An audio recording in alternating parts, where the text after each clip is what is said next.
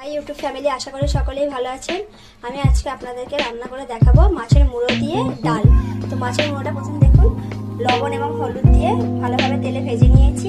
আর ডাল নিয়েছি মসুর ডাল এবং মুগের ডাল, এটা 1 ঘন্টা ভিজিয়ে রেখেছিলাম। একটা পেঁয়াজ নিয়েছি, এইভাবে কেটে নিয়েছি। আর ঘরোয়া মশলা লবণ, হলুদ, লঙ্কা গুঁড়ো, ধনে গুঁড়ো, জিরে গুঁড়ো। চলো রান্নাটা করি এবার। দেখুন প্রেশার কুকারে বসিয়ে দিয়েছি, আমি তেলটা দিয়ে দিয়েছি, তেলটা গরম হয়ে গেছে। এটা মাছ ভাজার তেলটাই দিয়েছি, তো আপনারা এটা রান্না করবেন সরষের তেল দিয়ে। আমি 2 চামচ তেল দিয়ে মাছটা ভেজেছিলাম, ওই তেল দিয়ে আমি ডালটা রান্না করে আপনাদেরকে দেখাবো। দেখুন তেলটা গরম হয়ে গেছে, পেঁয়াজটা ঢেলে দিয়েছি। এবারে পেঁয়াজটা ব্রাউন কালার হলে তারপর আপনাদেরকে এখানে বলতে ভুলে দিয়েছিলাম আদা রসুন 1 চামচ দেবো। এবারে দেখুন মশলাগুলো ঢেলে দেবো, হলুদ গুঁড়ো, লঙ্কা গুঁড়ো, ধনে গুঁড়ো, জিরে গুঁড়ো ঢেলে দিয়ে একবার কষিয়ে নেবো। নেওয়ার পর অল্প জল দিয়ে দেবো, নাহলে মশলাটা পুড়ে যাবে।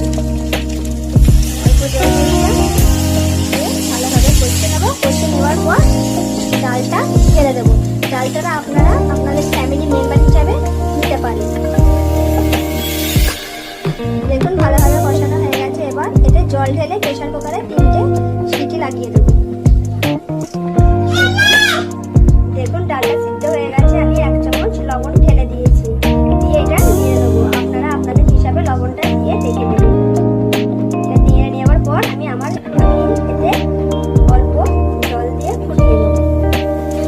দেখুন এখানে আমি 2 গ্লাস জল ঢেলে নিয়েছি। এই ডালটা একটু ঘন হলেই ভালো হয় একটু, আর আপনারা আপনাদের হিসাবে জলটা ঢেলে নেবেন।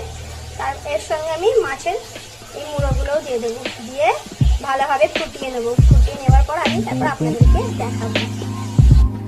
এই সময় 1 চামচি ঘি দিলে সেটা আরো ভালো লাগে, কিন্তু আমাদের বাড়িতে ঘিটা খুব একটা পছন্দ করে না বলে আমি ঘিটা দেবো না। আপনারা চাইলে দিতে পারেন।